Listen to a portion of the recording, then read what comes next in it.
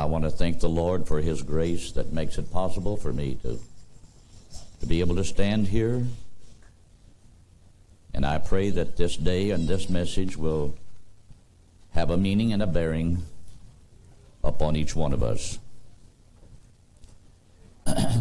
This message has come together just the way God wanted it to be. You see, I've got some material here. It all came about this week. We're titling this, The Evil Day. I tell you, brothers and sisters, there's something going on in this nation that's going to bring millions of people to heartache. I don't know whether many of you actually pay a lot of attention to the news. These times that I get to listen to the news, certain things stands out. And sometimes it's these things that set certain things in motion in my thinking. What started this was back Monday night on the evening news. Out in the state of Texas, there was a school, a high school. The principal was a black man. A lot of black students attend this school, as well as some whites. The problem that had been faced this principal was the student body as a whole, the male and the females. They had got so careless that it became a constant sexual harassment between the boys and the girls. It got so bad, the principal decided he would do something about it, hoping that the student body would learn something. He said, from such and such a time, you will sit divided in the cafeteria. The girls will sit on one side of the cafeteria and the boys on the other side. When they would go to class, he would dismiss the girls to go to the classroom, and then the boys would follow. They would no longer be allowed to walk the hallways as a mixed element of students. I have to say, when things become that way, it's got to be bad. When unprofessing Christians will become so ashamed of the natural, social, domestic behavior that they feel like that something's got to be done. They were interviewing some of these students. They was telling, especially the girls was saying how the boys was harassing them and so on and so forth. Some of them said their parents did not like this. Then they was interviewing then some of the boys, and one particular white boy, and I thought to myself when I listened to him, if you would have lived 60 years ago, somebody would have took a ball bat to you and laid you to rest. Now, brothers and sisters, we are living in a world that's heading for hell. And it's worse than you think. We only hear a small little speck of actually what's going on. But young people, you are a generation that's going to see this thing come to an end one way or the other. I'm preaching this in hopes that what I say today, by the grace of God, will have a bearing in your thinking as to how you see yourself and how you want to relate to the future and how you want your thinking to be molded. This white boy, he comes on with that complaining attitude. Well, every time you turn the TV on, you see it on the TV. Yeah, what's the big deal? Now, right there is an answer. We hear certain politicians make speeches to the entertainment world. And they're trying to say to the entertainment world, clean up your act. Then the ACLU comes along strong. Oh, but you cannot censor. That's censorship. That's not censorship according to the Constitution that I grew up under. It's a downright fact that there are certain things, brothers and sisters, that human beings can do that ought to be censored. It's evil to even talk about it. Only devil-minded people will even think, act, talk, and conduct themselves in accordance. A few years ago, after the close of World War II, which shook the whole world and society, things set on a course of which there has been no return.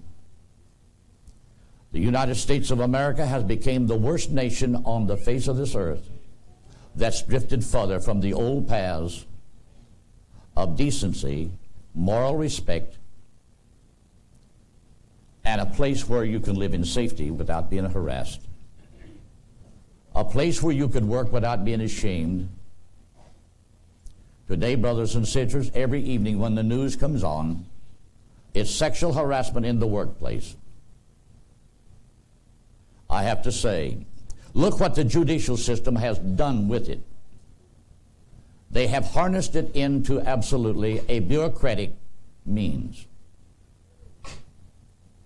And brothers and sisters, our judicial system is no longer a system of law by which justice is rendered.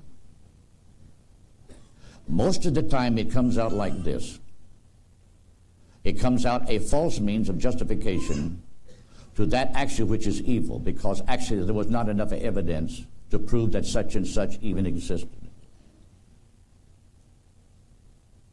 We got young lawyers going to college today learning law, both men and women. They're not going there, brothers and sisters, to be advocates of the old judicial system, to see that justice is rendered to the victim. They learn the technique of how to change the Constitution, the meanings of words, and the meanings of phrases. And they're paid high wages, brothers and sisters, for every hour they sit in some kind of a hearing. And the poor people of America that are being victimized by the evils and the wrongs are being bled to death of all the finances. This is no longer a day, brothers and sisters, that you can get justice rendered for a harm that's been done to you. I'm choosing a text this morning out of 2 Timothy. In the 3rd chapter.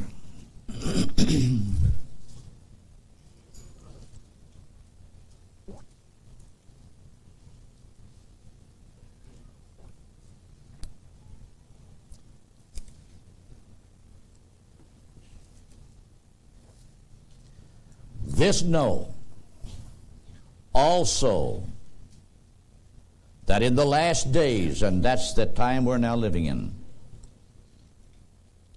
peerless times, dangerous times, times that if you got any mind at all, it will scare you,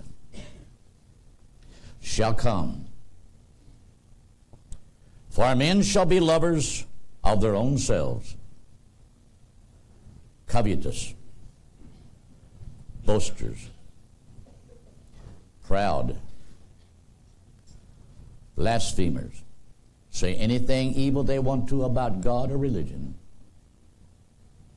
They can say it and never blush. Disobedient to parents. This has become the order of the day. This boy out in Oregon, to think that he came to that school and killed those people and wounded so many others. Unbeknownst to the school body, he had already laid his daddy and mother at home in death.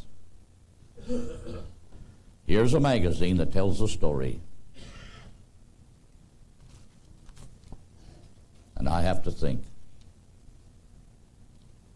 The last few months has brought on these killings in schools by not adults, but from 11-year-olds to 17-year-olds. And I have to say, the killing season is on. Young people,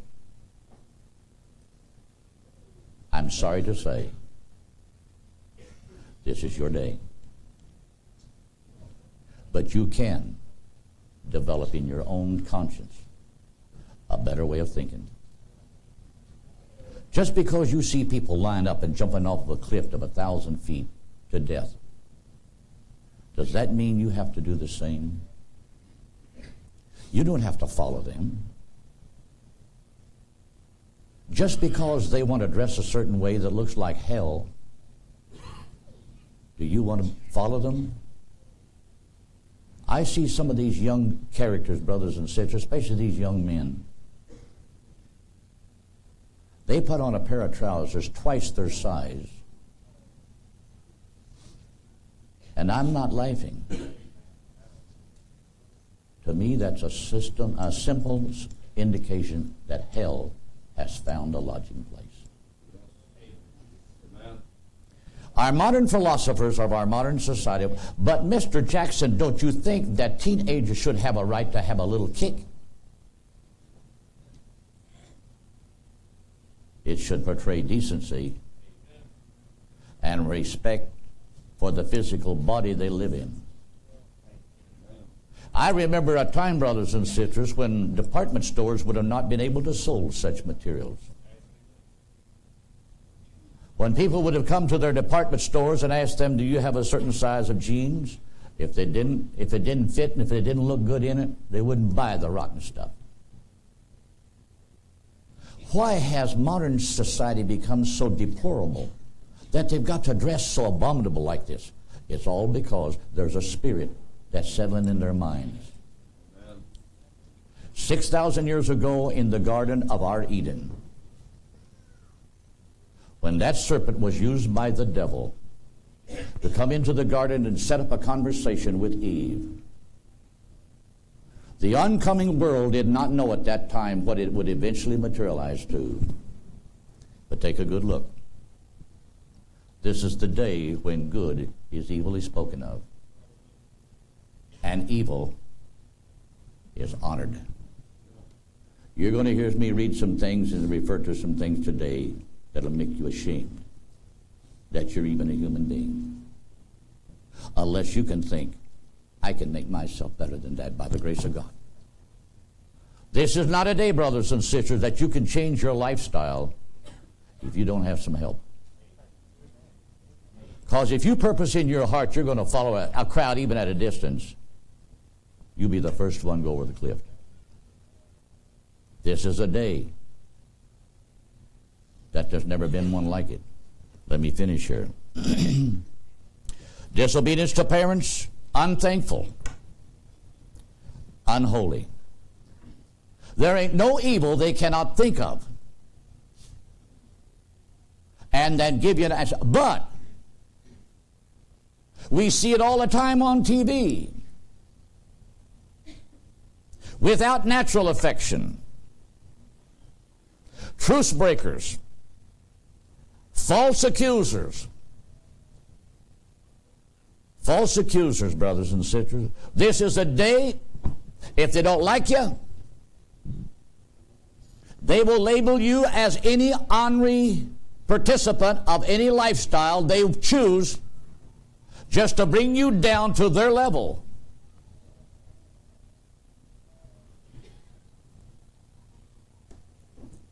Incontinent.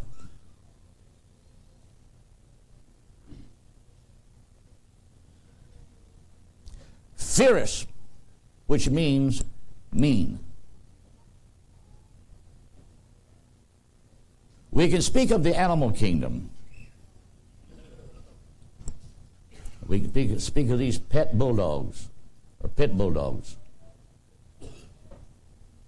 Some that have the things will say, but oh, they're a very gentle pup. They're a very gentle beast.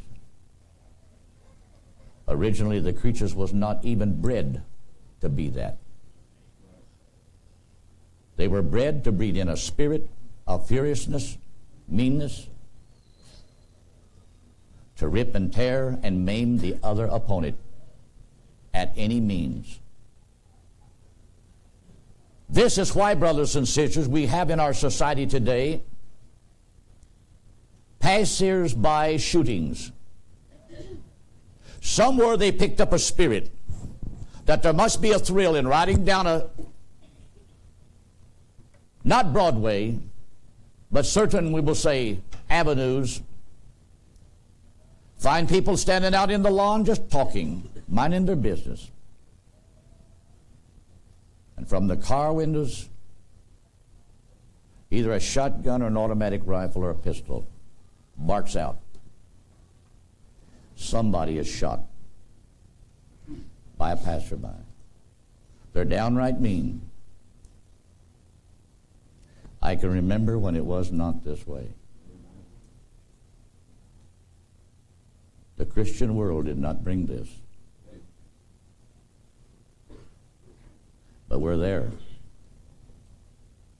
This is a day of perilous times. Yes, fearers, despisers of those that are good. Brothers and sisters, if you have intention to live for God, be careful in your associations around with people in the world, in the workplace, business place, whatever that occasion might be.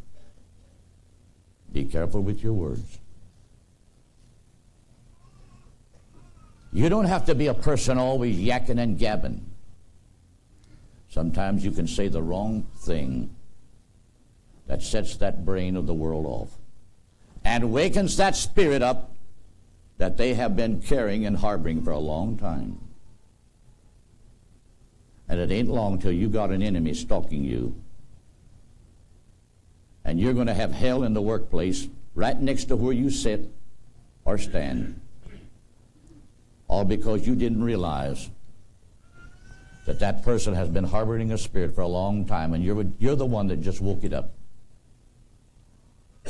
So remember, when you're preaching, you're trying to tell somebody else what they ought to do.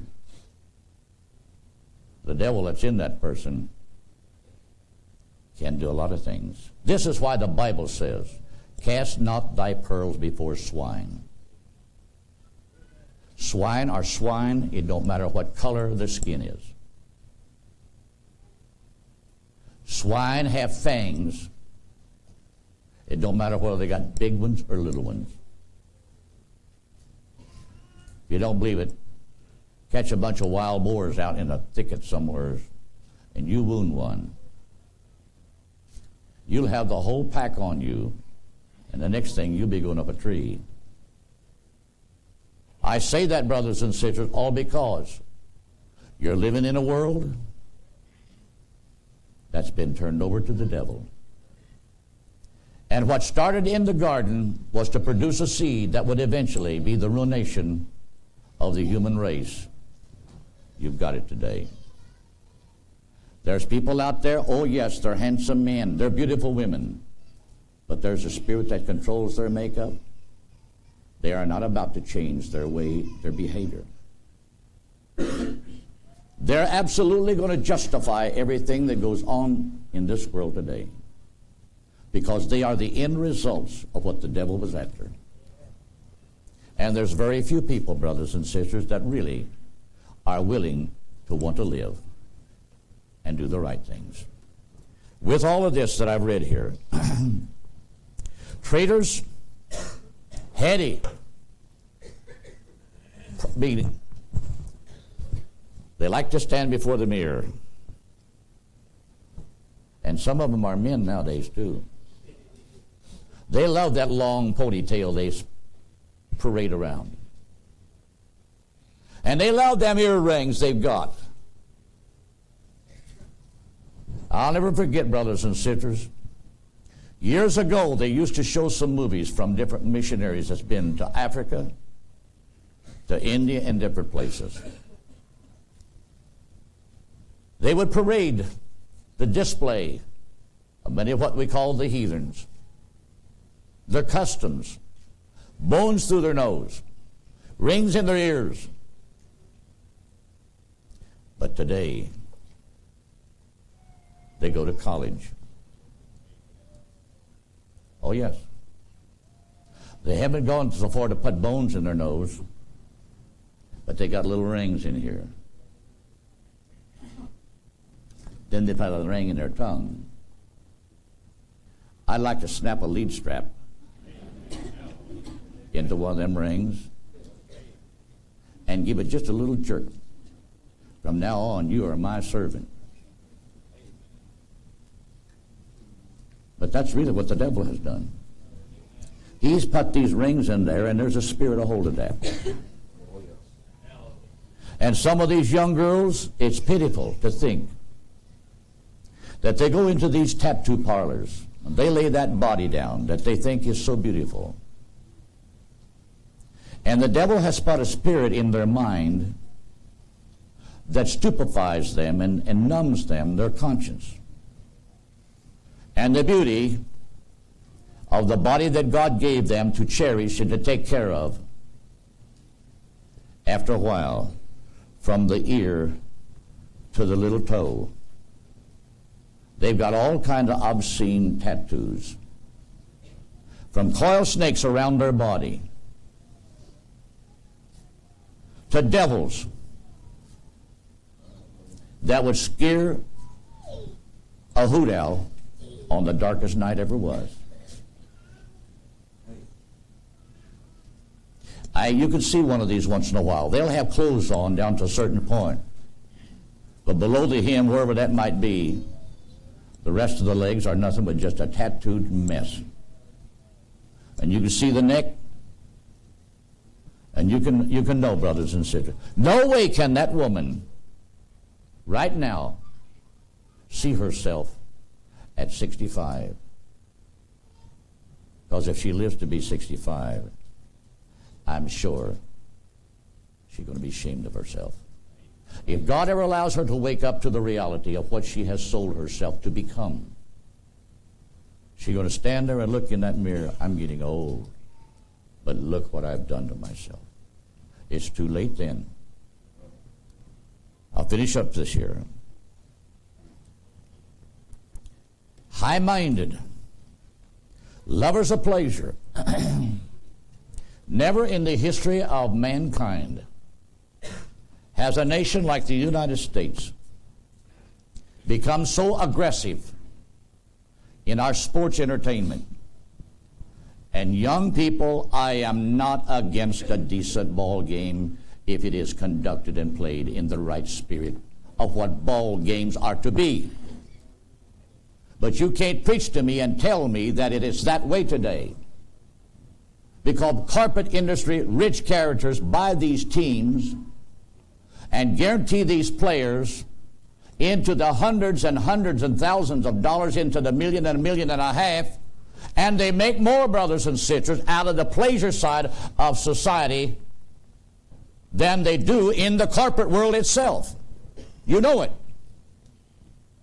And here we build these stadiums, brothers and sisters, to accommodate the thousands and thousands of spectators that will come and sit either in the hot, sweltering sun or on the coldest winter day there ever was to watch a football game or a baseball game. And you cannot talk to them one bit about God. God is treated as though that he is some outdated, mythological creature, that we don't need it today. All of this proves, brothers and sisters, we are at the brink of the end. We're standing at the door. We are literally waiting. We're actually standing in line for the end to come.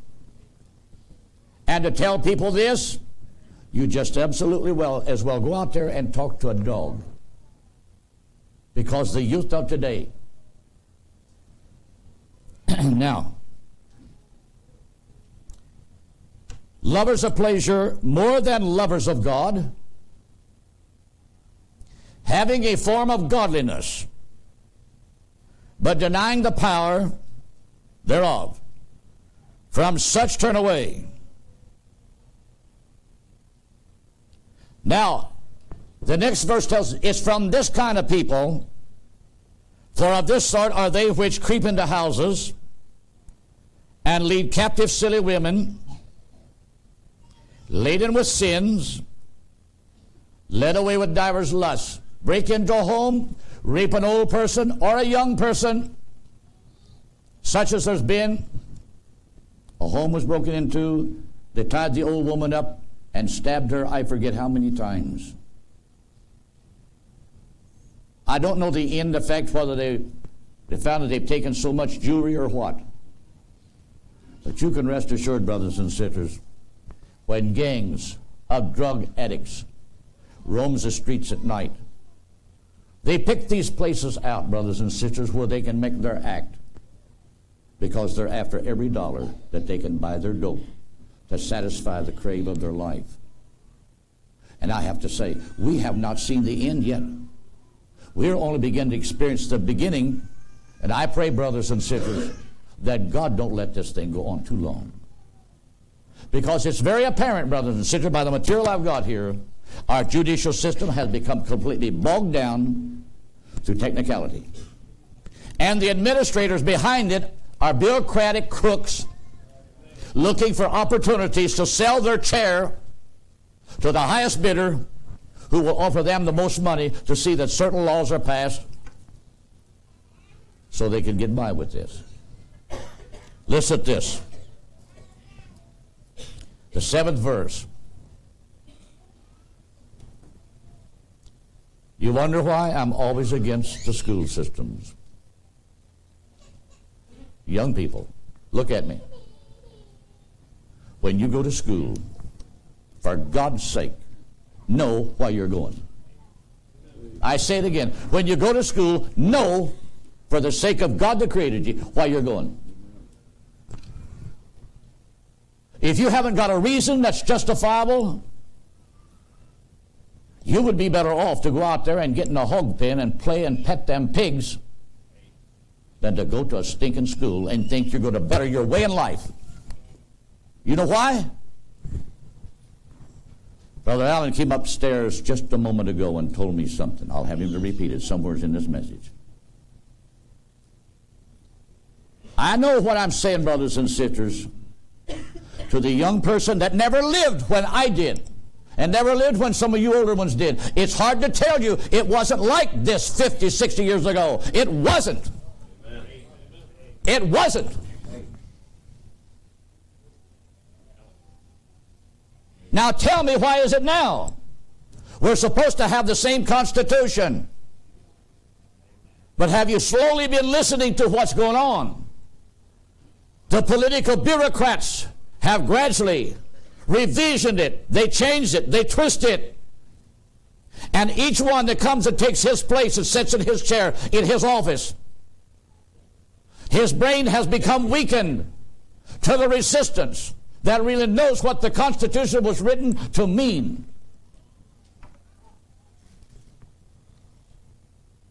Our Constitution no longer means today what it did 200 years ago. It don't. And the bureaucrats of today are going to see to it that you don't read it like you did 200 years ago. This 7th verse, listen to it. Ever learning. Let me translate that. Always looking for higher education. What in? What in?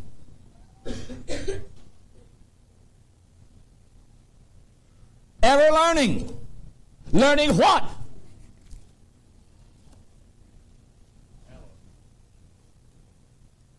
Our fathers, the statesmen of yesteryears, wrote,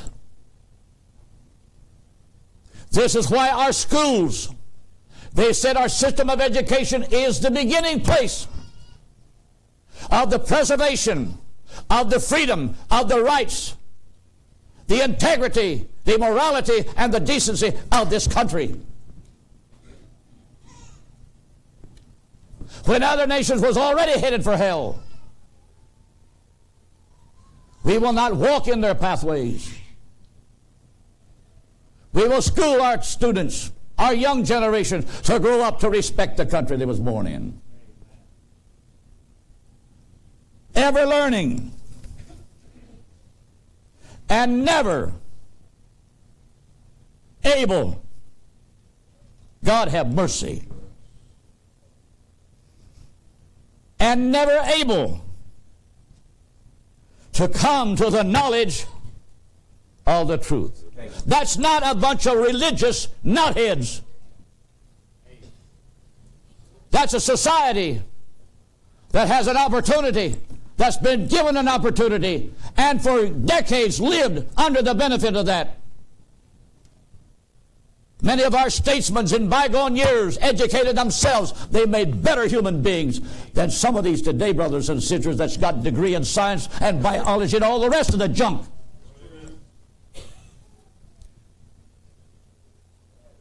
We've got professors in college today, brothers and sisters. Actually, in the eyes of God, they ought to have been shot. Brother Jackson, you oughtn't to talk like that. I said it. Because they are the beginning. They are the mouthpiece of the devil. And they teach in our institutions philosophies and ways of life, brothers and sisters. No wonder our teenagers have become to such an extent as they are. I think it would be good, Brother Allen. Step up here and tell me just what you told me upstairs.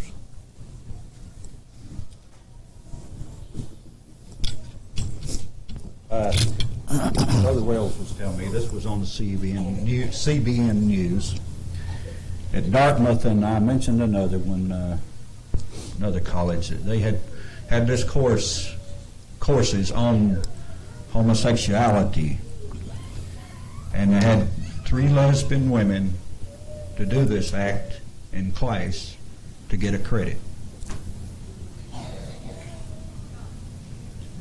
When you get a credit, ever learning, but never able to come to the knowledge of the truth, I'd have to say the devil has crept in.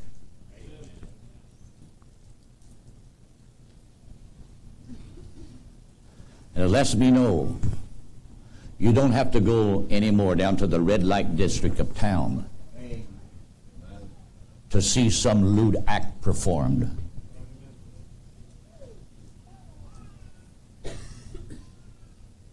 What a shame. What a reproach. What debauchery. How can young people escape the trap that the devil has set before them? This is a day, and the hour is coming, when a decent young woman, and I believe there's a few still in this society, they're decent, they have principles, and that's why they don't want to be part of our modern stinking go-to-hell society. I'd hate to think the day that my wife couldn't walk Broadway from one department store to the other without some smart-aleck idiot. Good morning, you slut. I told you I was going to say some things. I hope to goodness it gets home. You are in a world of decaying morality, and the hour will be, brothers and sisters. It'll be a shame for you to send your little 5-year-old daughter off to primer with all these other devil-infested minds ready to tantalize, tease, speak of her in a derogatory way. It wasn't that way when I was a kid. Somebody would have got hurt. I say it, they would have got hurt. And they need to be hurt today by the right principles. But no, this is a day, and for the past number of years, here's the spirit behind the thing. America has been known for decades, prior to this breakdown, to the rest of the world, that's a Christian nation. Don't bother it. Our troops was respected because whenever our troops did appear on foreign soil, it was usually to try to rescue somebody from some cutthroat bunch of dictators. Until after a while, brothers and sisters, our society began to break down from within. And then as we sent these young men off to do the same job, to walk in the same image, they did not go there with the same motivations. Now then, they're no longer called Christians. They go with a vocabulary of profanity, indecency, devil speeches, conducting themselves in foreign cities, brothers and sisters. And now they become hated. I have to say, they brought it on themselves.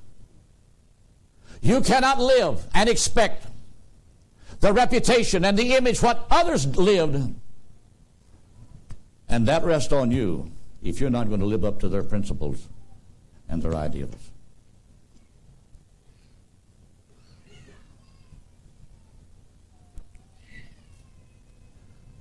Today, brothers and sisters, here's the magazine that carries the articles of what tells and shows the breakdown of this killing in our schools. The writer tries to tell you that this has always been going on, and I have to say that's a barefaced lie. Amen.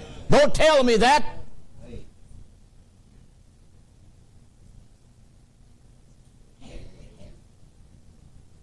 This evil that has invaded our school systems is reaching an all-time high.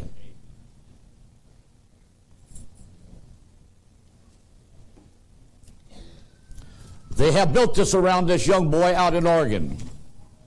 But down here at the bottom tells you the different incidents that's went on.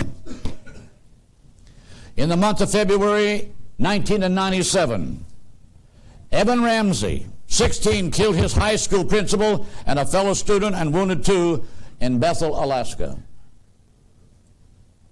October the 1st, 1997, in Pearl, Mississippi, Luke Woodham, 16, allegedly killed his mother, his ex-girlfriend, and another student. What about?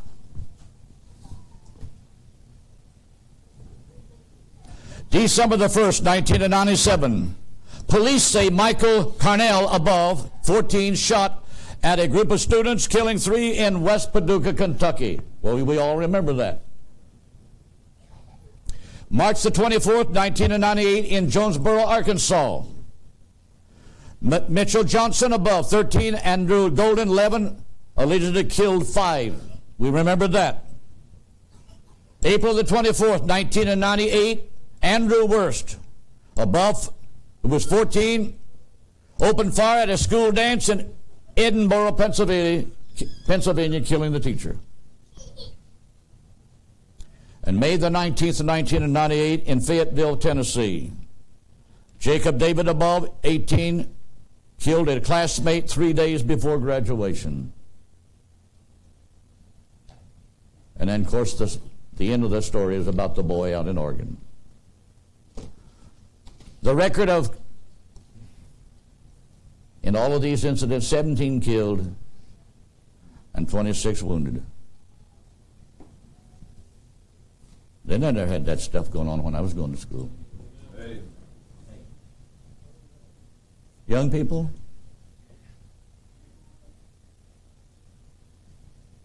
man has always been a sinner. But I don't want no writer of some article say it's always been like it hasn't been.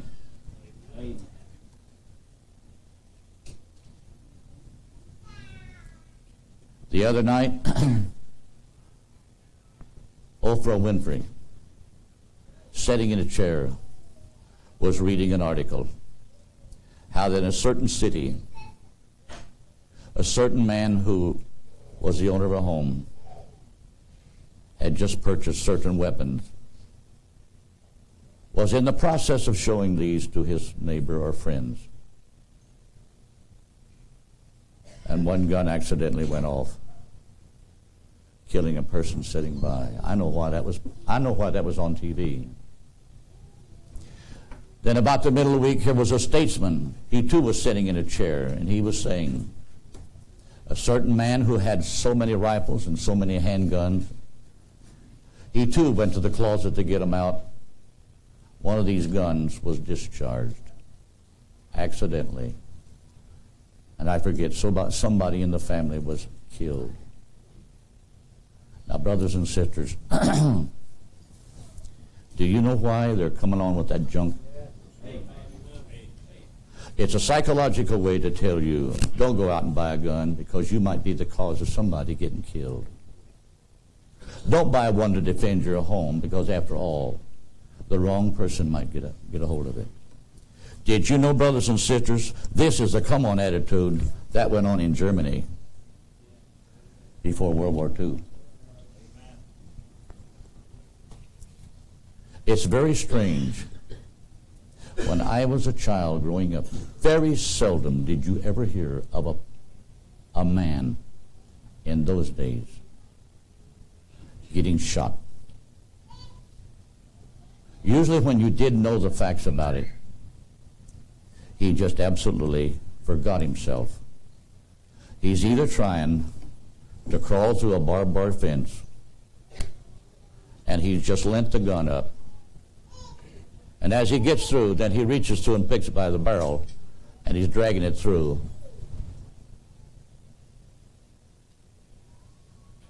You wouldn't do that in the army. In the army, you would lay it through the fence, barrel pointing away from you. Then you'd crawl to the end, or crawl through it, and you go pick it up. And you never pick it up by the barrel like that. You always have to pick it up by the breech. Old-time families that used to have from old muzzleloaders or what, however many children was in that home of America, usually them children got a lesson. You see that gun in the corner? That's a no-no. And little Junior didn't touch it. Nobody else in the neighborhood came in and played with it because we were taught they were dangerous. And you never heard of very, very many citizens being harmed.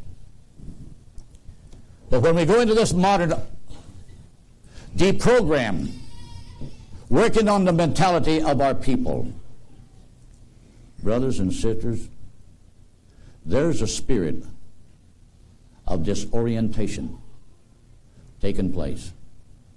I will say, from the judicial system, from the bureaucratic side of the administration of law, we have got a breakdown of discipline, of principles, of morality, and human respect. Therefore, we have created an incubator. An incubator is an instrument man-made. The purpose of it is to heat it to a certain temperature. That's an environment. And then by our theologies and our ideologies, we have sowed the seeds, which when hatched out becomes a devil-infested society that is crying about the condition that they have produced. And they think, but we've got to take all these guns away. Take all the guns away you want to, but the criminal will find carloads of them. Amen. Right here is an article, a man who wrote about the Mein Kampf and what Germany did in the years between World War I and World War II. What was Hitler's philosophy to come into power and to create that state of complete control over the human mind? He used the poor and the laboring class. He preached to them. He talked to them. How the elite was against them. They were their opponents. They were their enemy. He gradually, brothers and sisters, widened the gap. And then when he felt like he had sowed the seeds and mentally it was going to pay off, one day he had it announced over the radio. Now, to all the people who believe in my philosophy, our troops will be coming around to collect up all weapons.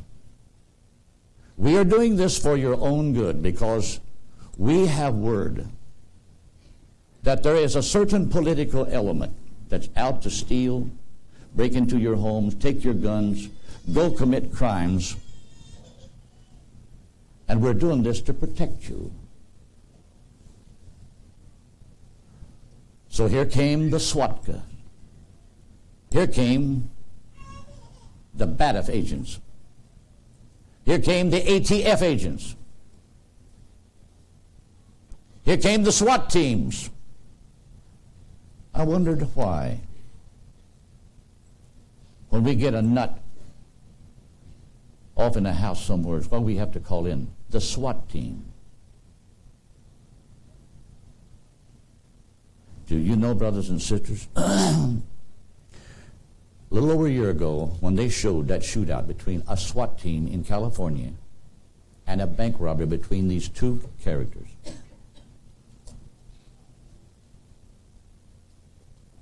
I'm not a smart character, brothers and sisters, but as I watched it, the thought came to me. The SWAT men, they were wearing bulletproof vests, but so did these bank robbers. They had bulletproof vests. They was covered with it, completely down to here. And as these SWAT men shot at them, hit them, it would sometimes knock them down, but they get right back up and shoot back at them. Common sense tells me as I watched that, why shoot at that? Why shoot there? No, let's hit him in the knee. Let's take his foundation out from under him. Are you listening to me? It ain't going to cost you anything. But I learned it just by watching that. Don't shoot at his body. You're shooting against your own purpose. Shoot the legs out from under him. And I guarantee you, he'll be your baby. We train men to be protectors of society. All because we've got such an elite bunch of bureaucrats. They think it's more important to save that character, because after all, he's mentally deranged. Brothers and sisters, if he has done a crime, if he has threatened somebody's life, if he's put other people in the line of danger, if this would have been in the old days of America, there would have been a shootout. And I have to say, you wouldn't have many of these episodes. But these episodes occur day in and day out. All because, well, we believe in saving life. Yes, you save the crook and you spend the taxpayers' money to run him through a system of modern judicial laundry, and then run the character through the modern dryer system.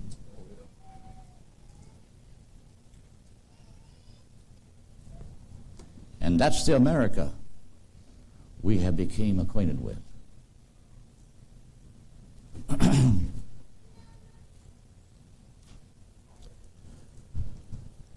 I will not get this message done. I want to give it every bit of the justifiable things that I feel. As I was coming downstairs, Brother Beam walked up and handed me this. This is the last article on this total subject that I've been given.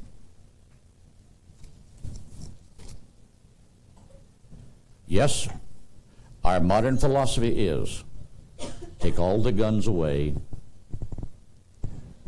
the law-abiding citizens of America. Don't give them nothing to defend themselves, their properties or their families. When you do that, You have opened the door to every criminal there is that walks the streets. And the hour is coming in America when the criminals of tomorrow will not be men of 40s. They'll be your teenagers with computer technology and knowing exactly where they can find all the automatic weapons they want. And they will absolutely become a parasite to our society, and they will ride around in stolen cars, robbing, rape, killing, shooting just for the thrill of it. And they'll keep the police terrorized. And the American citizen is no longer the man that when he sees the advantage, he can pull a gun and shoot the criminal down right in front of him. This is about Israel. The writer of this article is talking about Barbra Streisand. It is too bad Barbra Streisand won't debate Charlton Heston over the meaning of the Second Amendment. Yet, as entertaining as that debate would be, the more important question is, would gun control have prevented the horrific shooting discussed in her movie, based on Colin Ferguson's rampage, which took 6 lives on the Long Island Railroad in 1993? In Streisand's movie, the solution is clear: more regulations of guns. However, what might appear to be the most obvious policy may actually cost lives. When gun control laws are passed, it is law-abiding citizens, not would-be criminals, who adhere to them. Police officers or armed guards cannot be stationed everywhere. So gun control laws risk creating situations in which the good guys cannot defend themselves, and that's exactly what it does. Other countries have followed a different solution. 20 or so years ago in Israel, there were many instances of terrorists pulling out machine guns and firing away at civilians in public. However, with expanded concealed handgun use by Israeli citizens, terrorists soon found ordinary people pulling pistols on them. Suffice it to say, terrorists in Israel no longer engage in such public shootings. Listen to this now. The one recent shooting of school children in the Middle East further illustrates these points. On March the 13th, 1997, 7 Israeli girls were shot to death by a Jordanian soldier while they visited so-called Island of Peace. The Los Angeles Times reported that the Israelis had complied with Jordanian requests to leave their weapons behind. And when they entered the border enclave, otherwise they might have been able to stop the shootings. And several parents said, why? They didn't want our men to carry guns. That's what America's heading for. The day will be, it's not how many innocents are killed. It's how many out there possess an illegal gun. Brothers and sisters, I have to believe we are walking at the thresholds of George Washington's vision in the latter part. We could be standing at the footsteps. We are standing from a magazine like this. I read to you, why are there so many foreign troops in America? This picture, Jackie, can you zero in on it? This is the cover issue of a free magazine published by a patriot in New Mexico. It shows at Fort McConnell, Kansas, Russian troops. And behind them is the Aeroflot plane that brought them in. There's an article in here that tells what's the purpose of all these foreign troops being stationed in our deactivated military camps. Certain ones in our government have sold our country out. And therefore, if for some reason there is a social breakdown within the American society, and the necessity justifies, the government will say to the foreign troops, you've been brought here to restore the peace. Brothers and sisters, to restore the peace is only to show you this country is heading for a police state. That's why, brothers and sisters, no matter how many nuts kill children and students in schools, the main aim behind it all, take the American citizens' weapons away from them. They can tolerate and allow so much lawlessness to create the issue. You've heard the old saying, the end justifies the means. So as long as this goes on in certain areas of the American society, this gives them a better excuse to come on hard. But we need to do this, but we need to do this, but we need to do this. Then when they think, and I'd have to say, and when the day came that they have done just like they did in Australia, they've gotten every gun from every law-abiding citizens. Now then here can come the SWAT teams. Now we've got a police state. We've got a totalitarian government. And there ain't a thing that you as an American man can do about it. Because you gave up the means to fight a war. And brothers and sisters, if some of you have ever read the articles, what preceded the Constitution, your forefathers plainly said, any time government, men, leaders become too powerful and it begins to create suppression, oppression upon a society, then the people have a right to rise up against it, to defend the freedom that they have fought and died for. Brothers and sisters, whether you know it or not, the spirit that all of this is portraying is knocking on your door. Right here in a neighboring county, in a school system of Harrison County, a group of high school as well as elementary school children was placed on a hit list by one particular boy. When the authorities were notified about this,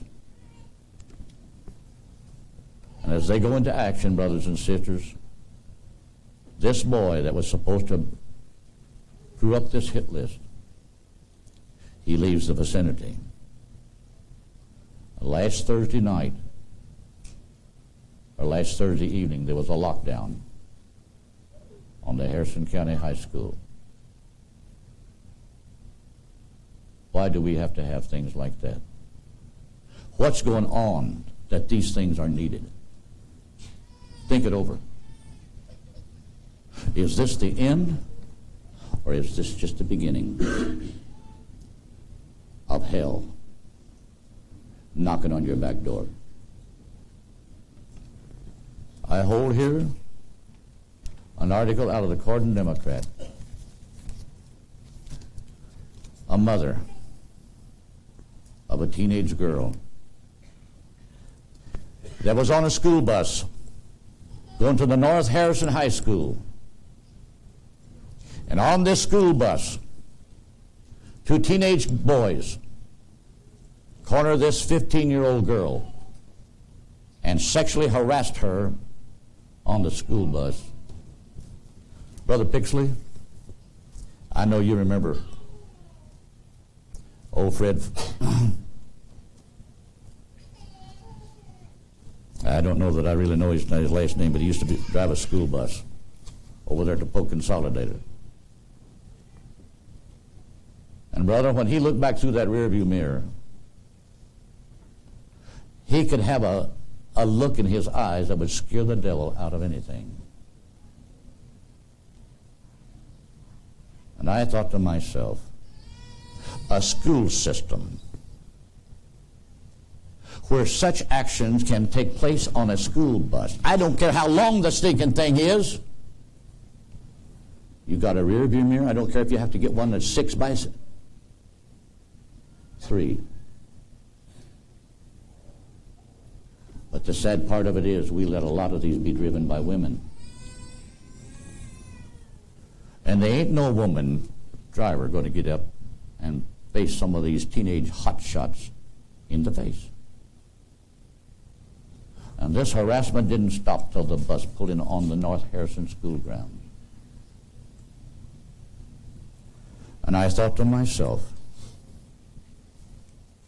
how long is it going to be before American people are going to say, we've had enough?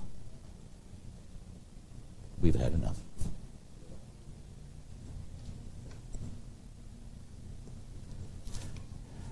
And I'm just about ready to close. We'll finish this up some other time. Yesterday in the mail, there came an article.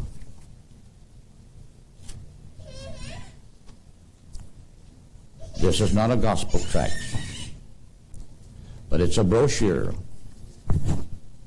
being compiled by the defense group that's come to this mother's request and defense. Here is 2 little boys. Here's the mother. She mothered them into the world. She later married a man that was not even their biological father. But no sooner had she married him, and he began to sexually abuse these little children. This brought about a separation. Well, temporarily she had the custody of the children. But in a retaliatory way, one day when she has taken them to McDonald's and got their lunch, and she was going to take them then to a little boys' camp where there was a bunch of little fellows getting together to have a little outing together. She took them there and left them in the hands of the caretakers in good thoughts. But this no good for nothing man she'd been married to, he goes and gets the police. And he spreads a bunch of lies about her. And when another woman went to get her little boy, she tells this mother, when I went there to get my little boy, the police was already there telling your little boys that you was guilty of such and such and such a thing, and they were ready to take the boys into custody. And now the poor woman is in a big lawsuit against a certain county judge court system, draining every dollar that she can put together.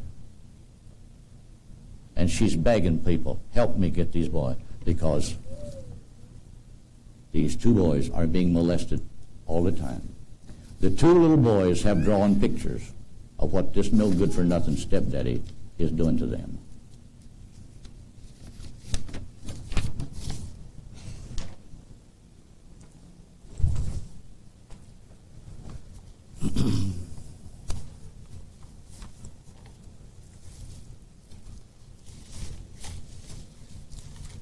Brothers and sisters, I have to say, we could be at the threshold of something that once it breaks out, there'll be no return. It'll go on until the end comes. So brothers and sisters, may God bless you. Young people, walk. Have some respect for yourself. Boys, have some respect for yourself. Act like a man. Grow up to be a man. Grow up to look upon a woman with respect. Because Because after all, you who are male, it took a woman to be your mother. Would you want your own mother to be derogatory spoken against about? Did you know Billy the Kid? His mother, after the death of her husband, moved from Kansas to Silver City, New Mexico. In the little city of Silver City, a mining town, a Chinese man one day derogatory spoke something against Billy the Kid's mother. Billy the Kid was 17 years old. He said, "You don't say things like that to my mama." And he shot him. That was the beginning of his career of killing.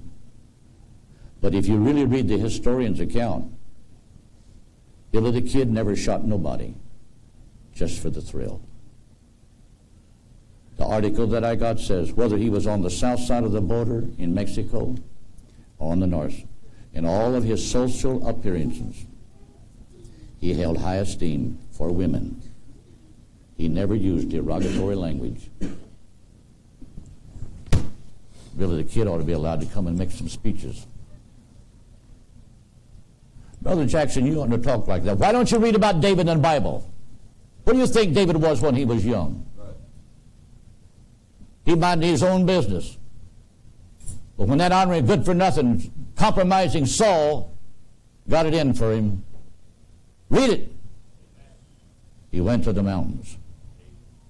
The down and outers, the vagabonds, they gathered around him. And that's where David was at.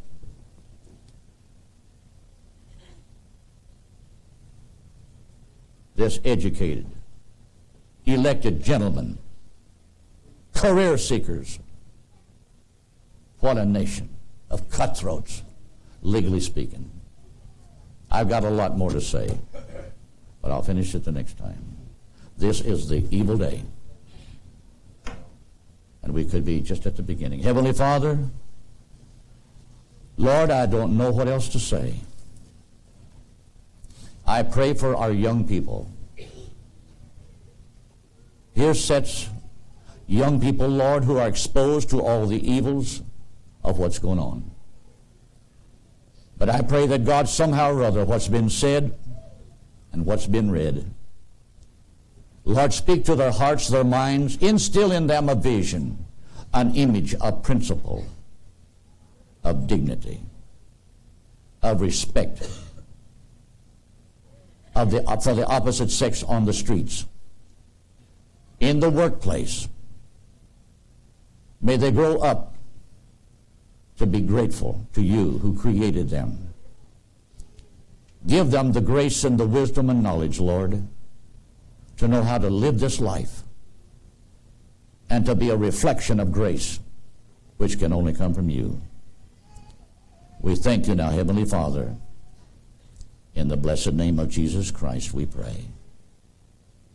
Amen.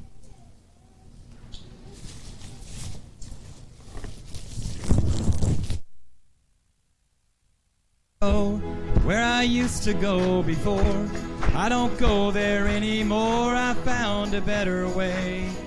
And don't look for me to say some things I used to say before. I don't say them anymore. I found a better way. Oh yes, I found a better way, a brighter path for my feet. My heart of joy so sweet, I found a better way. And since I found a church, I found a place to pray. And there I found the Lord, I found a better way. Oh, don't look for me to be just like I used to be. There's been a change in me, I found a better way. I may not be so proud, I may not boast so loud, but I'm bound for heaven now, I found a better way. Oh, I found a better way, a brighter path for my feet. From my heart a joy so sweet, I found a better way. And since I found a church, I found a place to pray. And there I found the Lord, I found a better way. Oh, don't look for me to go where I used to go before. I don't go there anymore, I found a better way. And don't look for me to say some things I used to say before. I don't say them anymore, I found a better way. Oh, I found a better way, a brighter path for my feet. For my heart a joy so sweet, I found a better way. And since I found a church, I found a place to pray. And there I found the Lord, I found a better way. Oh, don't look for me to be just like I used to be. There's been a change in me, I found a better way. I may not be so proud, I may not boast so loud, but I'm bound for heaven now, I found a better way. Oh, I found a better way, a brighter path for my feet. My heart a joy so sweet, I found a better way. And since I found a church, and I found a place to pray, and there I found the Lord, I found a better way. Oh yes, I found a better way, a brighter path for my feet. My heart a joy so sweet, I found a better way. And since I found a church, and I found a place to pray, and there I found the Lord, I found a better way.